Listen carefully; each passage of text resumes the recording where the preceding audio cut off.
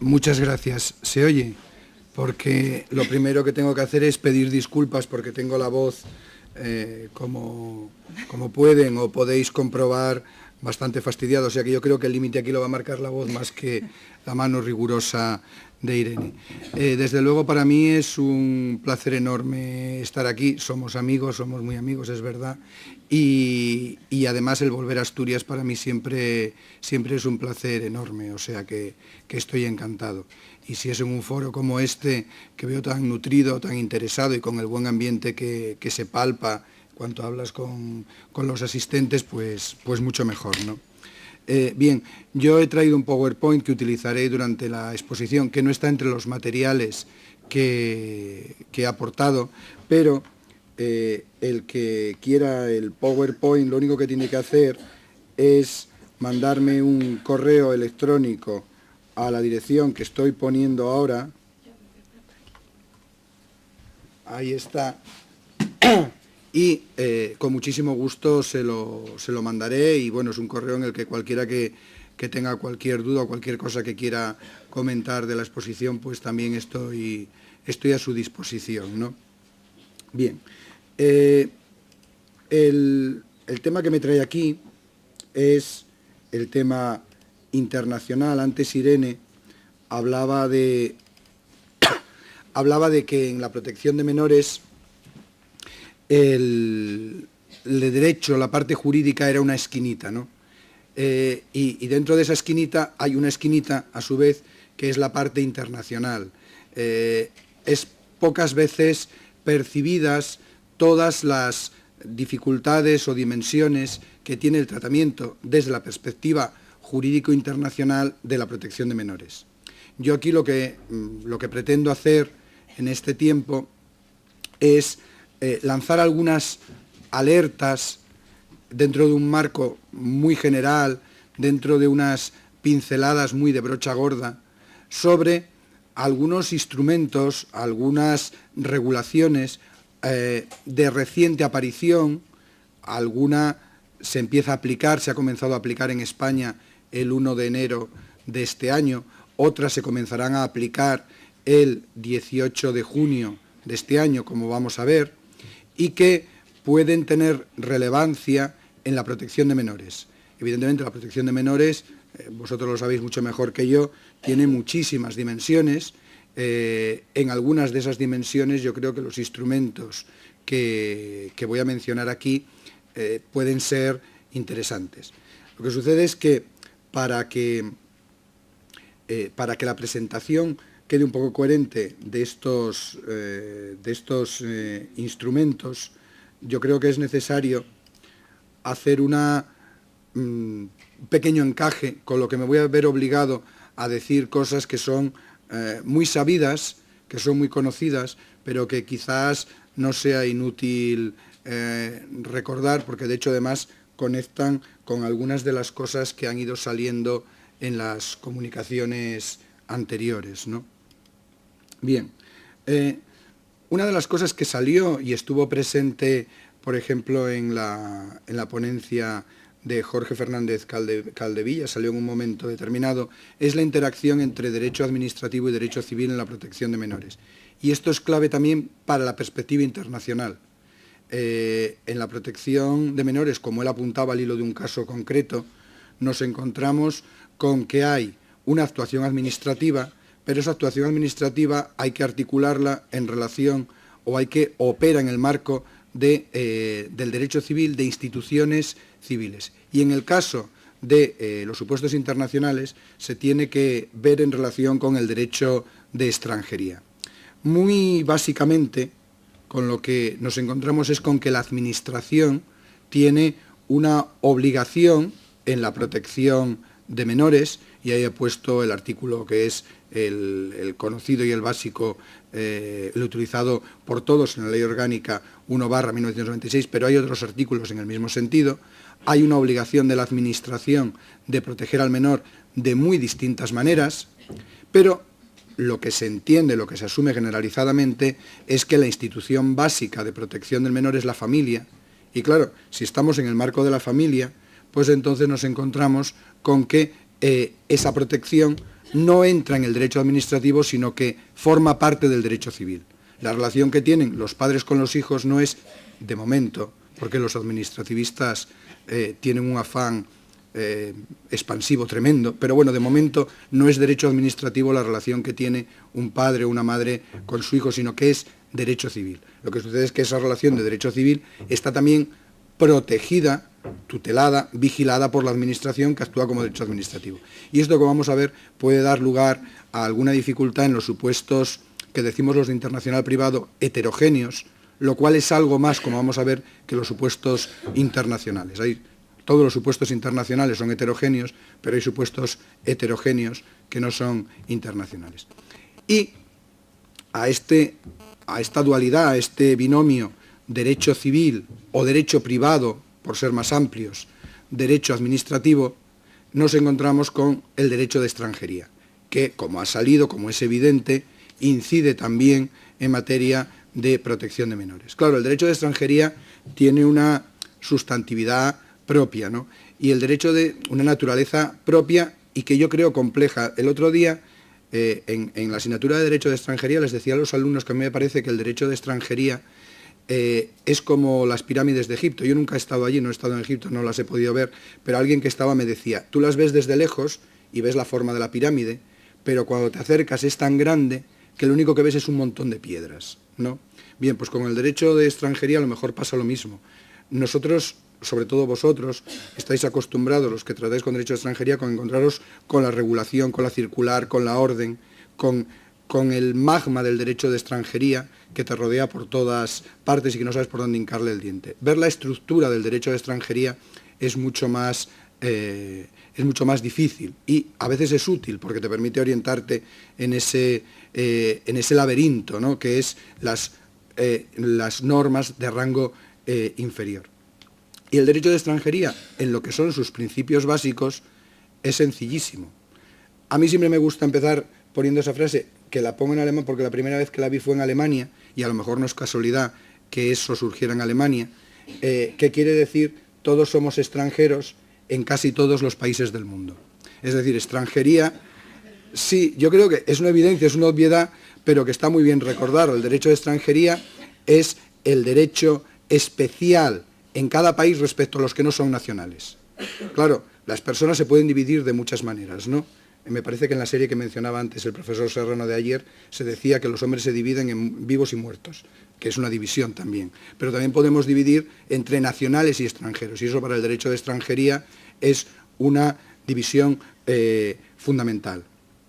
Y desde la perspectiva de cada país, todo el resto son extranjeros. Por tanto, nosotros, presumo que los que estamos aquí somos la inmensa mayoría nacionales españoles, o todos, por tanto, no somos extranjeros en España, pero en los otros 211 países del mundo somos extranjeros, en todos ellos. Es decir, que todos somos básicamente extranjeros, mucho más que nacionales.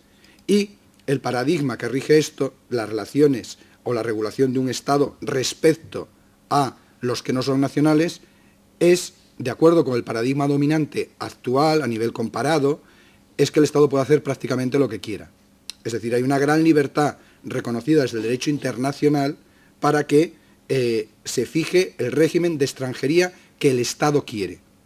El principio básico de derecho internacional general, es decir, no el que está en tratados internacionales, sino el que surge de la costumbre internacional, es que hay una gran libertad de cada Estado. Si un Estado quiere ser muy restrictivo en materia de extranjería, está en su derecho de hacerlo, derecho en el sentido que tiene en derecho internacional público. Las limitaciones, ¿cuáles son? El trato mínimo internacional, que es una limitación clásica del derecho internacional público, que bueno, que no ni la mencionaré porque hoy en día tiene mucha menos importancia. Sobre todo, actualmente, los instrumentos internacionales en materia de derechos humanos. Es decir, los países que han sido parte de instrumentos, que son parte de instrumentos internacionales que protegen a la persona como tal persona con independencia de su nacionalidad, ahí ven limitada su posibilidad de regular el derecho de extranjería como les venga en gana. Y ese es el caso de España. Por tanto, en el caso de España hay una limitación importante en cuanto al derecho de extranjería derivada de los convenios internacionales en materia de derechos humanos y además porque tienen una doble entrada, en vía directa porque el convenio internacional forma parte del ordenamiento español y por tanto tiene que ser aplicado por todas las autoridades, no solamente los jueces, sino también las autoridades administrativas, igual que otra norma española, solo que de superior rango. Pero además, el artículo 10.2 de la Constitución dice que los derechos fundamentales recogidos en la Constitución tienen que ser interpretados a la luz de lo que establezcan los convenios internacionales. Y, por tanto, a través de esa vía, el derecho de extranjería tiene limitaciones importantes. Y el ejemplo es la sentencia del Tribunal Constitucional que derogó bastantes preceptos de la Ley Orgánica 8/2000, que había modificado la Ley Orgánica de Extranjería 4/2000, por ejemplo, ¿no? Bien,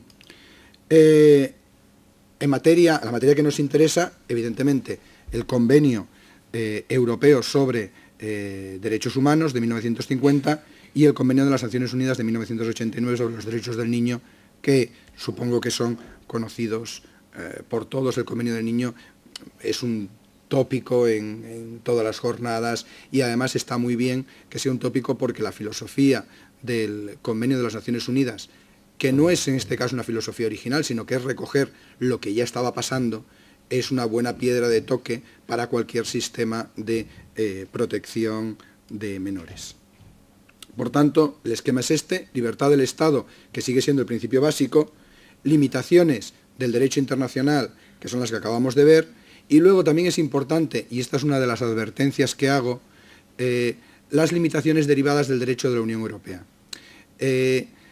Claro, hasta hace bien poco, en materia de extranjería, estábamos acostumbrados a diferenciar entre el régimen comunitario, del que se benefician básicamente los ciudadanos de la Unión Europea, y el resto.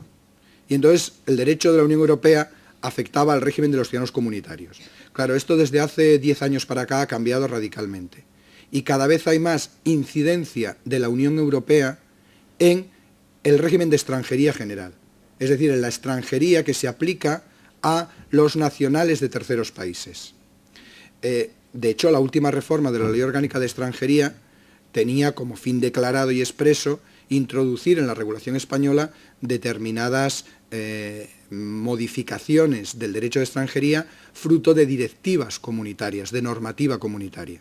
Y el otro día estaba hojeando el borrador del reglamento de extranjería, que se publicó hace un par de semanas, creo, y en el borrador hay muchos puntos en los que directamente se sustituye la regulación específica que había en el reglamento de extranjería por remisiones al derecho de la Unión Europea.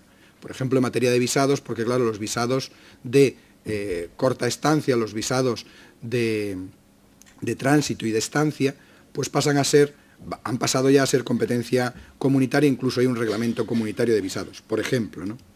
Entonces, el derecho de la Unión Europea ahora es importante para, incluso para la extranjería no comunitaria,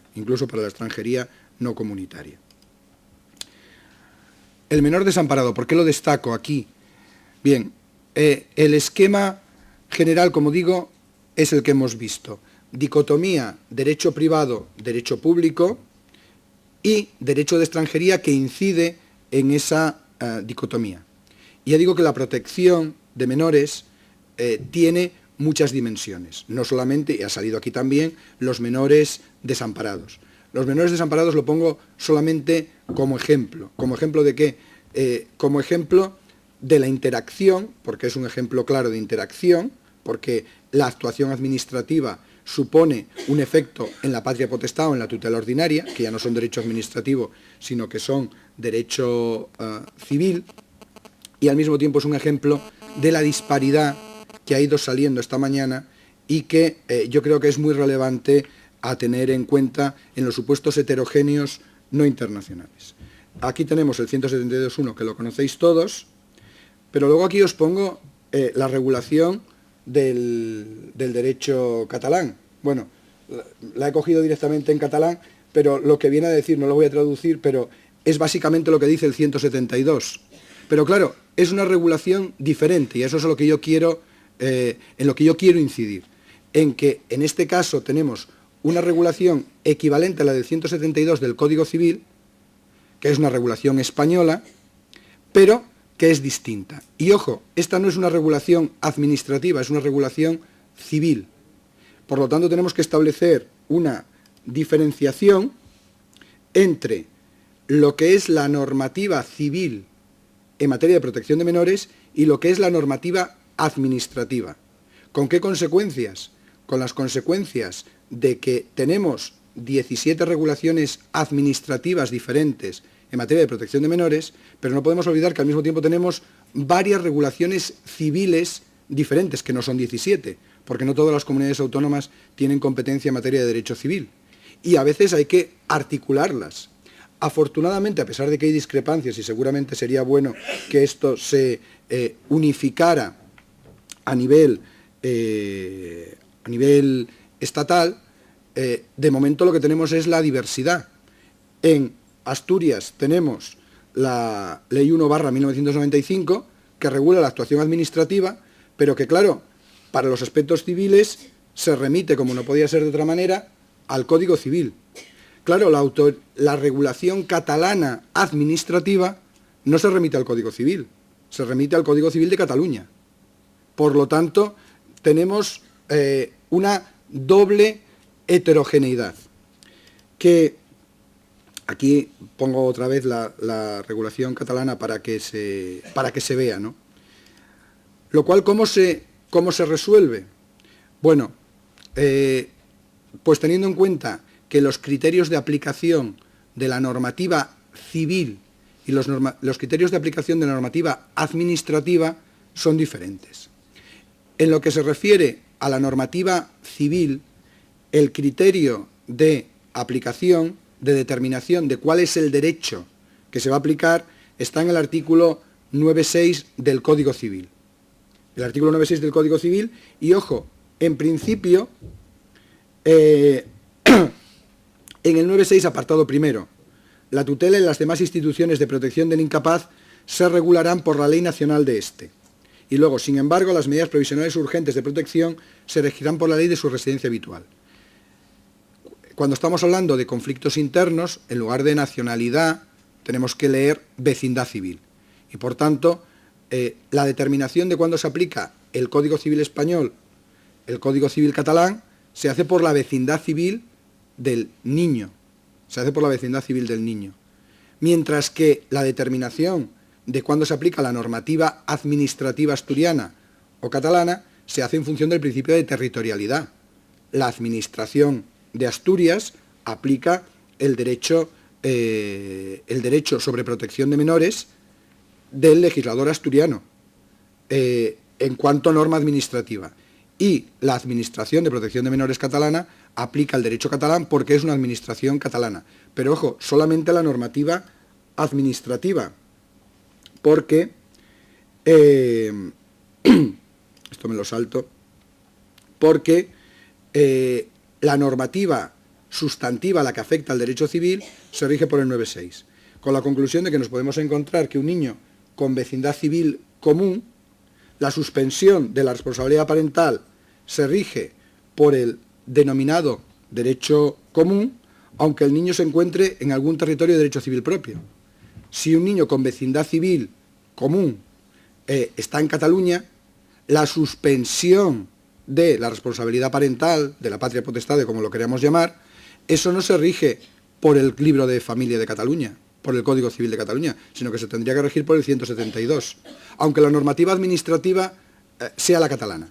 Por lo tanto, aquí hay una fuente potencial de conflictos, yo creo que grande, y por eso no me extraña lo que planteaba Irene, que me pareció muy interesante la intervención que hizo a primera hora, de que se trabaje en la manera de gestionar estos conflictos posibles, porque nos complican la vida y no sé yo si realmente las ventajas que tienen superan a los inconvenientes. Ahora bien, hay que tener en cuenta una cosa, y es que esta doble naturaleza de las normas protectoras plantea un problema competencial, porque claro, cuando antes Irene explicaba que se pretende unificar a nivel de todo el Estado, digo yo, hombre, no lo sé, la normativa sobre protección, lo que es la Ley Orgánica de Protección de Menores, en cuanto norma de protección de menores, de carácter más bien administrativo, bueno, podría, pero claro, si estamos hablando de normativa civil es mucho más difícil, porque ahí la competencia, por ejemplo, catalana, pero no solamente catalana, aragonesa, balear, navarra,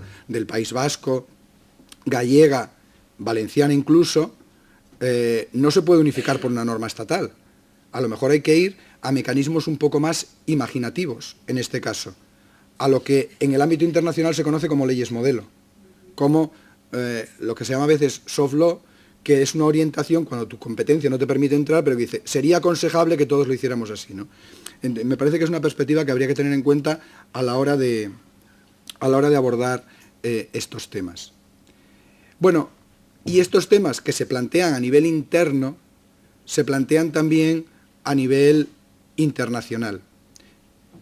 ¿Cuáles son los problemas básicos en materia de protección de menores que se plantean o que se pueden plantear a nivel internacional?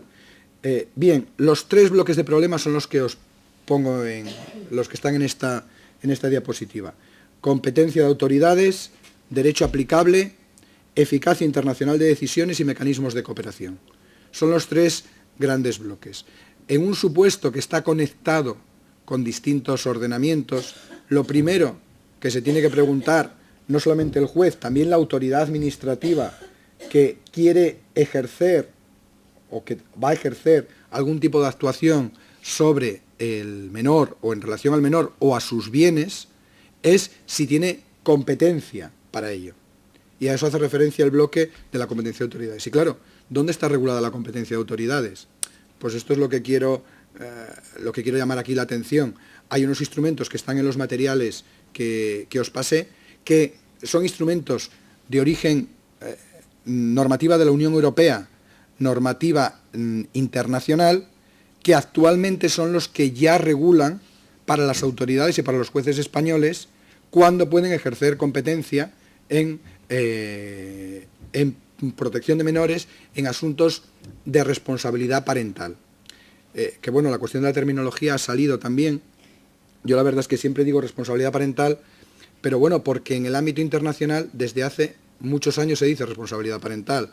El convenio de La Haya de 1996, que es uno de los que salen aquí, es del año 96 y ya el título es responsabilidad parental. Y a nivel de la Unión Europea el término que se utiliza es también responsabilidad parental. Por eso a mí me parece natural emplear el término responsabilidad parental, sin darle tampoco mayor importancia, porque sí, yo siempre digo que yo por palabras nunca discuto, creo que nunca he discutido por una cuestión de palabras. Si tú lo quieres llamar así, lo llamas así, y si yo lo llamo de otra manera, pues tal, lo importante es saber de qué estamos hablando, ¿no? Y de lo que estamos hablando es de ver en qué situaciones las autoridades, en este caso las autoridades españolas, las autoridades asturianas, pueden ejercer su función protectora respecto a los menores. Luego está el tema del derecho aplicable. Bien, el tema del derecho aplicable hace referencia a algo que acaba de salir también, y que es que cuando el supuesto está conectado con distintos derechos, no es evidente cuál es la norma que tienes que aplicar para la protección, como hemos visto con el caso de un menor de vecindad civil común que está en Cataluña o un menor que tiene vecindad civil catalana y que está en Asturias. Tenemos que por lo menos hacer la operación intelectual de saber, bueno, ¿y qué es lo que le aplicamos a este menor? ¿No? ¿Cuál de las normas le aplicamos? En el caso del derecho aplicable esto tiene un alcance más general. Si tenemos un menor con una nacionalidad extranjera que se encuentra en España y que a lo mejor no tiene aquí su residencia habitual, que a lo mejor tiene su residencia habitual en otro país, ¿qué es lo que le aplicamos? El derecho de su nacionalidad, el derecho de su residencia, el derecho del lugar en el que se encuentra, cómo operamos. Y luego, otro tema muy importante es el de la eficacia internacional de decisiones. Salía en el tema que planteaba ahora el profesor Serrano, porque evidentemente con el problema de los vientres de alquiler, lo que se planteaba era que como aquí no puedo obtener cuando digo aquí digo en España, ¿no?, una resolución que me reconozca mi paternidad cuando he utilizado un vientre de alquiler, lo que pido es el reconocimiento de la decisión adoptada, en este caso en California, ¿no?, porque el caso surgió de un matrimonio de dos varones españoles que alquilaron un vientre en California y hubo un juez de California que dictó la resolución, ¿no? La eficacia internacional de las resoluciones en materia, en este caso, de filiación, pero también en materia de protección de menores. Si adopto una determinada medida, si constituyo un acogimiento, si constituyo una tutela, ¿eso qué eficacia va a tener en caso de que el menor esté en otro país? Esto puede ser importante, y sobre todo puede ser importante en los supuestos de sustracción internacional de menores, que por desgracia son supuestos que existen, y en los que ya pasamos el siguiente paso, porque ya no se trata de hablar de reconocimiento, sino que se habla directamente de cooperación de autoridades. ¿Cuál es la diferencia? Si yo tengo una resolución, por ejemplo, en algo que tiene que ver con protección de menores y que también va a salir, en materia de alimentos, que me dice, no, hay que pagarle al menor tantos alimentos, y resulta que el que los tiene que pagar se va a otro país, es interesante el tener la posibilidad de coger la resolución española, irse al otro país y que un juez del otro país obligue a cumplirla. Eso es reconocimiento, eficacia internacional de decisiones. El interesado utiliza la decisión para conseguir la ejecución de la decisión en otro país. Pero en un caso de sustracción internacional de menores, ni siquiera se pide el reconocimiento, porque en ese caso la autoridad de un país habla con la autoridad del otro país donde se supone que está el menor y le dice, tráeme al menor. ¿Por qué? Porque ha sido sustraído internacionalmente de España. Y no hace falta que haya una resolución que diga que se le había que había que se condenaba la sustracción, o ni siquiera una resolución en la que se especificara quién tenía la patria potestad, porque en los instrumentos de sustracción internacional de menores lo que activa el instrumento es que se cambie la situación fáctica del menor. Y si eso se produce, el menor tiene que ser devuelto a su país. Pero claro, esto no se puede conseguir si no es por la cooperación internacional de autoridades. A mí me contaban un caso de un menor. Claro, para esto tiene que funcionar bien la cooperación entre autoridades, que es otra cosa que a veces se da y a veces no se da. Un menor que había sido sustraído en Australia por su padre y se enteraron inmediatamente los que estaban al cuidado del menor en Australia. Se pusieron en contacto con la autoridad central australiana. El menor se iba a Canadá, creo. ¿La autoridad central australiana se puso en contacto con la autoridad central de Canadá? No, con la autoridad central de Suiza. ¿Por qué de Suiza? Porque el avión hacía escala en Suiza. Y entonces, cuando el avión hizo escala en Suiza, estaba allí la autoridad central suiza con la policía para bajar al menor y llevárselo de vuelta a Holanda. Claro, eso es cooperación de autoridades, eso es que funcionan las cosas bien. Lo que pasa es que para eso, claro, tienes que poder localizar las 24 horas del día la autoridad, lo cual para la autoridad, porque al fin y al cabo la autoridad es una persona, es decir, aquí hablamos de la autoridad, pero al final la autoridad es una persona que tiene que tener un teléfono con el que puedas hablar y decirle vete al aeropuerto. Eso a veces no es fácil y en unos países funciona mejor que en otros, evidentemente. Por tanto, los tres bloques son estos y el primero es el de competencia de autoridades. ¿Dónde está regulado? Pues actualmente hay varios instrumentos. El más importante desde el punto de vista práctico yo creo que es el Reglamento Comunitario 2201/2003. Reglamento Comunitario 2201/2003, que regula competencia judicial, reconocimiento y ejecución de decisiones en materia de crisis matrimoniales y responsabilidad parental. Y entendida responsabilidad parental no solamente como relación entre padres e hijos, porque como veis de lo que pongo en la pantalla, incluye la designación y funciones de toda persona u organismo encargado de ocuparse de la persona o los bienes del menor. Es decir, que incluye la competencia de las autoridades en materia de protección de menores, incluido también, por supuesto, temas de acogimiento. Están excluidos los temas de adopción internacional, de adopción, por ejemplo. Pero lo que son las medidas de protección del menor que se adoptan normalmente están incluidas en el marco de este reglamento comunitario. ¿Y cuál es la regla de competencia en este reglamento comunitario? Pues os la pongo ahí. La regla básica es que tienen que actuar las autoridades del Estado en el que resida habitualmente el menor. Por lo tanto, el que un menor se encuentre ocasionalmente en un país no legitima para que esas autoridades adopten medidas. Ojo, para adoptar medidas de carácter urgente o provisional, sí, pero no medidas definitivas. La regla básica en cuanto a medidas definitivas respecto a la protección del menor es la residencia habitual del menor. Hay otras reglas especiales, las de los previstos en los artículos 12 y 13, que pueden operar cuando, y esto es algo que en varios instrumentos comunitarios sucede, el instrumento determina, en principio, cuál es el Estado miembro de la Unión Europea que es competente. En este caso, el Estado miembro de la Unión Europea de la residencia del menor. Pero si el menor no reside en un Estado miembro de la Unión Europea, en ese caso, el Estado en el que se encuentra el menor, por ejemplo, que no es el de su residencia, puede utilizar los criterios de competencia de su propio derecho, en este caso ya sería la Ley Orgánica del Poder Judicial, para asumir o no competencia en el caso. Es decir, en primer lugar, se da preferencia a los Estados de la Unión Europea que sean competentes de acuerdo con los criterios del reglamento comunitario, y en caso de que ninguno sea competente, pues entonces se pueden utilizar los criterios de competencia del ordenamiento del país en el que se encuentra el menor, por ir al supuesto más típico, ¿no? Porque si ni el menor tiene residencia, ni se encuentra, pues también porque vas a adoptar medidas, ¿no? Sería raro, me parecería raro, ¿vale? Y luego tenemos una norma específica para la adopción de medidas provisionales y cautelares, siempre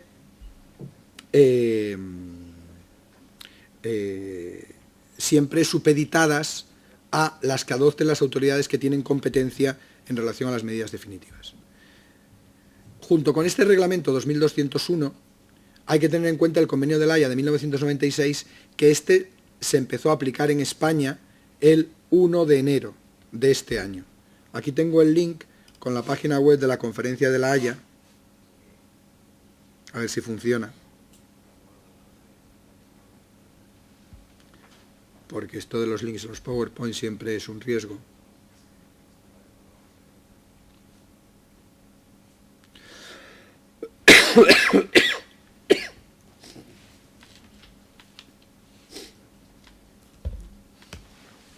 Donde efectivamente,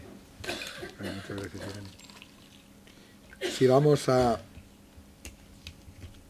España, vemos que la fecha de entrada en vigor es el 1 de enero del 2011.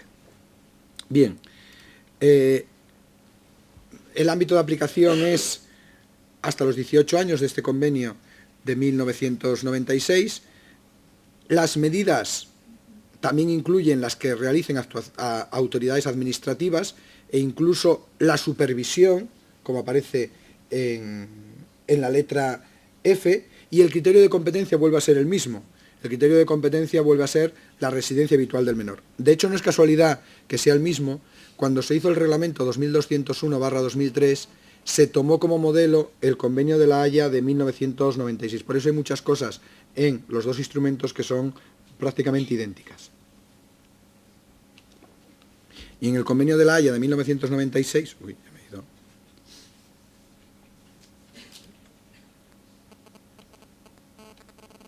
También hay una previsión sobre la posibilidad de adoptar medidas en caso de urgencia, pero bueno, que coincide básicamente con lo que habíamos visto en el reglamento, y una previsión específica para los supuestos en los que el menor se encuentre en un estado o los bienes del menor se encuentren en un estado y haya que adoptar medidas respecto a la persona o bienes del menor en ese estado.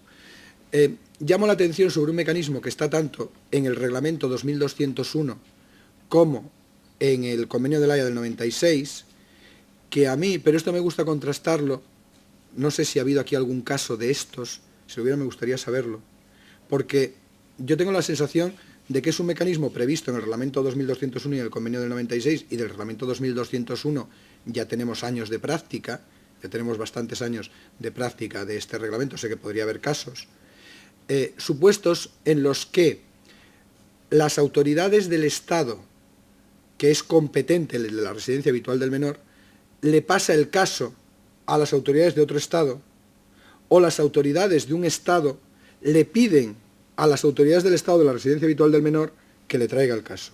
Yo no sé si aquí en Asturias ha habido algún caso de estos en que se haya utilizado este mecanismo que prevé el convenio, por el cual yo, por ejemplo, soy juez, por ponerme en el caso de un juez, estoy conociendo de un caso en materia de responsabilidad, en materia de protección de menores, de un niño que tiene residencia habitual en Asturias, pero digo, no, el niño tiene más vínculos con Alemania, porque a lo mejor es nacional alemán, uno de sus progenitores está en Alemania, y yo remito el caso, ¿lo habéis utilizado esto? Ah, pues Aquí somos muy... sois de lo más avanzado que hay. Sí, Hasta pues, con Escandinavia también. utilizando el mecanismo del Al convenio, revés. pidiéndolo. No, utilizando el mecanismo de convenio no. La verdad es que... Ah, no, utilizando el mecanismo del... A ver, entre autoridades centrales, pero... Bueno, sí, como el convenio préstamo... no. Esto es como el préstamo interbibliotecario, que yo cuando necesito un libro de Oviedo, llamo a un compañero de Oviedo y le digo, oye, mándame el libro, Sí, ¿no? sí. En lugar de utilizar el cauce formal, ¿no?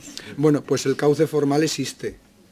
Es decir, que a lo mejor conviene tenerlo en cuenta porque se podría utilizar el cauce formal. Y, bueno, siempre daría alguna ventaja. Y permite estas dos cosas. Lo que me estáis comentando, ¿no? De que lo habéis utilizado las dos, la de solicitarlo y la de que os soliciten y que vosotros lo remitáis. Sí, sí. Perfecto. Bien, pues esto, la vía está en el artículo 15 del Reglamento 2201/2003 y en los artículos 8 y 9 del Convenio de la Haya de 1996. Derecho aplicable. El derecho aplicable no está regulado en el Reglamento 2201/2003, pero sí en el Convenio de la Haya de 1996. Es decir, hasta ahora no había norma de origen internacional en materia de derecho aplicable y por tanto teníamos que utilizar el Código Civil. Pero desde el 1 de enero podemos utilizar el 15.1, que yo creo que es maravilloso, porque lo que establece es lo que yo creo que es lo lógico, y es que las autoridades utilicen su propia ley. Es decir, ¿qué es esto de que una autoridad... A ver, en otros ámbitos sí, en materia contractual, en otros supuestos de internacional privado, vale, pero en materia de protección de menores, yo creo que lo lógico es que cada autoridad utilice su propia ley. Y si está conociendo una autoridad española, que aplique derecho español. Y si está conociendo una autoridad alemana, que aplique derecho alemán. Bueno, pues esta solución, que me imagino que era la que en la práctica se hacía, pues ahora ya tiene base legal, ¿no? Que es el artículo 15.1 del Convenio de la Haya de 1996 y subsidiariamente el artículo 9.6 del Código Civil. En cuanto al reconocimiento de decisiones, nos encontramos otra vez con lo mismo. Y aquí hasta coincide el número del artículo. El artículo 23 del Reglamento 2201/2003 y el artículo 23 del Convenio de la Haya de 1996 establecen en qué supuestos se puede denegar el reconocimiento de una resolución en materia de responsabilidad parental. No voy a entrar en el detalle de los supuestos, muchos tienen que ver precisamente con los requisitos de audiencia. Es decir, si se ha vulnerado el derecho de una persona a ser oída en el estado de origen, en el estado en el que se dictó la resolución, eso puede ser un obstáculo para que se pueda posteriormente conseguir el reconocimiento y la ejecución de esa decisión. Y luego hay un requisito, un motivo de denegación del reconocimiento que me parece, que yo creo que es necesario comentarlo, porque marca una diferencia clara entre lo que es el régimen general del régimen de ejecución de decisiones y lo que es el régimen en materia de responsabilidad parental. Y es que normalmente en otros instrumentos internacionales que regulan el reconocimiento y ejecución de decisiones se impide el reconocimiento de una decisión si hay una decisión anterior ya dictada sobre el mismo caso. En materia de contratos, si se pretende el reconocimiento en España de una decisión francesa que dice que el contrato es nulo y hay una decisión anterior alemana que dice que el contrato es válido, lo que se reconoce es la decisión alemana, que es la decisión posterior. Y aquí el criterio es justo el contrario, el anterior. Aquí la decisión que se reconoce es la posterior. Está expresamente en el artículo 23 del Reglamento 2201/2003, porque se supone que, claro, si hay una decisión posterior es que ha habido un cambio de circunstancias y, por tanto, la que toca reconocer es la última que se dictó, no la anterior. Bien. Luego, en cuanto a cooperación de autoridades, estos convenios que yo supongo que sí, porque especialmente el Convenio de La Haya de 1980 ha tenido muchísima práctica, el Convenio de sustracción de menores. El Convenio Europeo de 1980 también en materia de sustracción de menores ha tenido, yo creo, menos práctica que el Convenio de La Haya, se utiliza más el Convenio de La Haya. Y ahora también tenemos la posibilidad del Convenio de La Haya de 1996 y, ojo, el Reglamento 2201/2003, porque si el supuesto de sustracción es entre dos Estados miembros de la Unión Europea, lo que hay que aplicar es el Reglamento 2201/2003 y no el Convenio de La Haya de 1980. Aunque la regulación es la misma, porque una se ha inspirado en la otra, pero el reglamento que hay que utilizar es el reglamento. Llamo la atención sobre esto porque últimamente además ha habido varias sentencias del Tribunal de Luxemburgo, el Tribunal de la Unión Europea, en materia de sustracción de menores, en las que estaban afectados decisiones españolas, autoridades españolas y tribunales españoles. Había supuestos de sustracción internacional de menores entre España y Alemania. Bueno, no voy a entrar en el detalle. Problemas de que se adopta una decisión en España, se adopta otra en Alemania, se pide en Alemania el reconocimiento de la decisión española, las autoridades alemanas no quieren reconocer la decisión española, entonces se plantea si ese no reconocimiento es contrario al Reglamento 2201, y el Tribunal de Justicia entra. Y el Tribunal de Justicia entra a analizar los argumentos de los tribunales españoles. Y una cosa que critica es que los tribunales españoles a veces utilizan el argumento del amontonamiento. Y dice, no, esto no vale, es decir, es que el artículo tal del convenio de no sé dónde, el artículo tal del reglamento, el artículo tal de no sé, todos nos llevan a lo mismo. No, dice, hay que articular. Así entre paréntesis, y como nadie nos entere, no nos están grabando siquiera, el Tribunal de Luxemburgo tampoco es quien a veces para dar lecciones de rigor en argumentación jurídica. Pero bueno, si lo podemos... Qué bien que no... Efectivamente no me estaban grabando en ese momento. Pero bueno, que conviene a la hora de presentar los casos identificar correctamente el instrumento, porque si no luego te puedes encontrar con problemas. Bien. Alimentos. Claro, el tema de los alimentos lo dejo aparte porque es un tema que yo creo que tiene mucha relevancia en materia de protección de menores, ya que hemos hablado tanto de cómo afecta al bolsillo, pues claro, el tema de los alimentos es básico.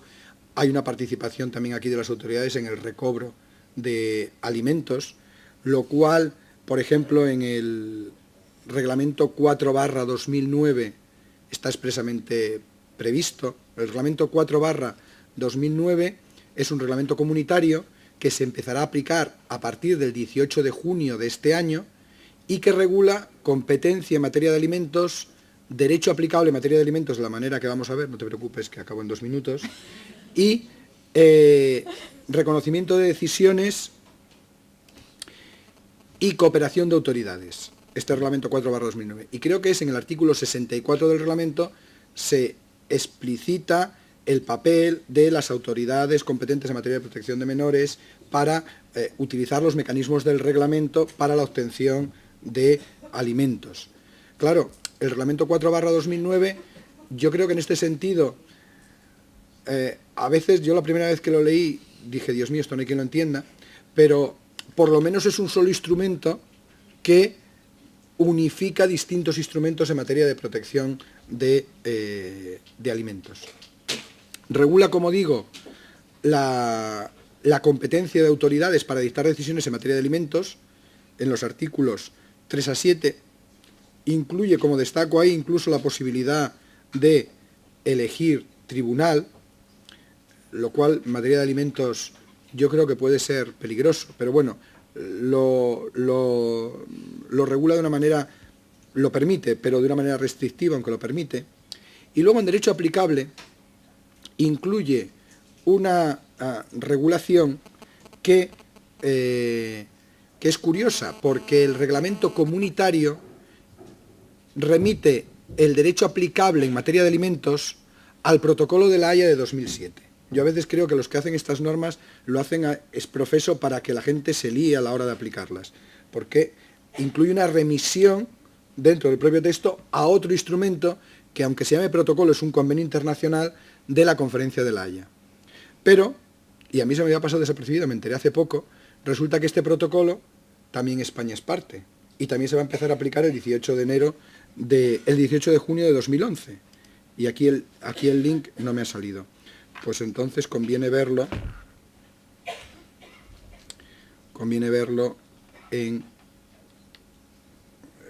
aquí en la página de la Conferencia de La Haya de Derecho Internacional Privado. Si vamos a todos los convenios, el último es el protocolo, y este protocolo, si vamos a los estados parte, resulta que solamente hay un estado que además no es un estado, que es la Unión Europea. La Unión Europea lo ratifica, porque además era fundamental que la Unión Europea lo ratificara para que se pudiera aplicar el Reglamento 4/2009, y yo me había quedado ahí, pero el otro día miro la declaración y veo que en la declaración dice que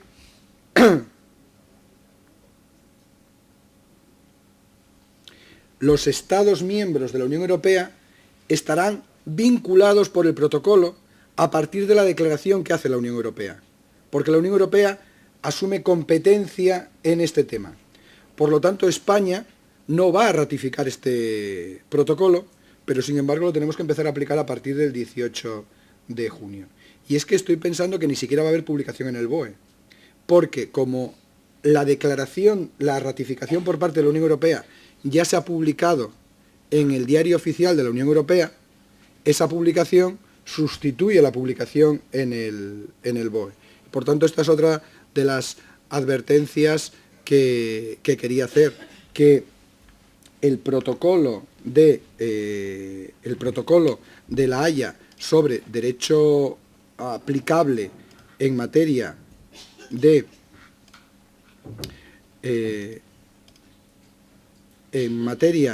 de alimentos se aplicará en España a partir de esa declaración de la Unión Europea. Y luego está el Convenio de La Haya de 2007, que España de momento no es parte, y yo no sé si lo va a ser, que regula la cooperación de autoridades en materia de alimentos, con lo cual ya tendríamos cerrado el círculo. Y yo por mi parte pues lo dejaría aquí para cumplir estrictamente con el tiempo que nos marcas. Tú lo dejarías aquí, pero lo que nos has dejado es que hay un inmenso campo en derecho internacional que vamos a tener que ir avanzando en años posteriores, porque lo que nos hemos dado cuenta es que con la cantidad de nacionalidades que tenemos nosotros en protección de menores, ahora cuando tengamos un caso de un menor extranjero o catalán, que hasta ahora prácticamente no nos planteábamos si era catalán, ahora vamos a plantearnos pues que casi lo dejamos ya antes de empezar, ¿no? Bueno, hombre, afortunadamente como las regulaciones en el fondo dicen más o menos lo mismo, pues yo creo que esto no debería de alterar vuestro funcionamiento diario, ¿eh? Pero bueno, en cualquier caso conviene tenerlo en cuenta, porque la tendencia puede ser a divergir, y claro, si diverge, en ese caso sí que nos podemos encontrar con dificultades, y lo que decía de las sentencias del Tribunal de Luxemburgo, en algún momento el no tener en cuenta la norma adecuada, luego te provoca un problema, por ejemplo, en el momento de la ejecución en otro país de la resolución. Pues, no sé, yo me he quedado un poco... Sabía de la capacidad de Rafa de análisis, sabía de la capacidad, pero me he quedado un poco que ahora me parece que no sé qué voy a hacer mañana cuando me invitas otra vez, tenga menores. Seguido, ¿eh? No sé qué derecho voy a mirar cuando me preguntéis, casi voy a deciros, mirar, yo no sé nada, llamar a Rafa, porque yo me he quedado... Hemos tenido niños de Islandia, hemos tenido niños de Hungría, hemos tenido niños de Bulgaria, y bueno, yo he aplicado siempre lo mismo. Vamos. Bueno, el préstamo interbibliotecario informal, ¿no? que es lo que funciona. Bueno, entonces, con esto, sin más, si alguien quiere hacer alguna pregunta, muy rápido, porque ya tenemos al siguiente ponente fuera en la puerta. ¿Alguien quiere algo? O casi hemos quedado todos. Si queréis cualquier cosa, a mi correo electrónico disponéis de él, ¿eh? O sea, que con toda confianza. Pues ya sabéis, las consultas a él, ¿eh? Porque yo... Pues nada, sin más, yo agradecer muchísimo a Rafa que haya venido desde Barcelona para hacernos esta exposición, que esté con nosotros, que se quede hasta mañana y nada, sin más, muchísimas gracias. Gracias a vosotros.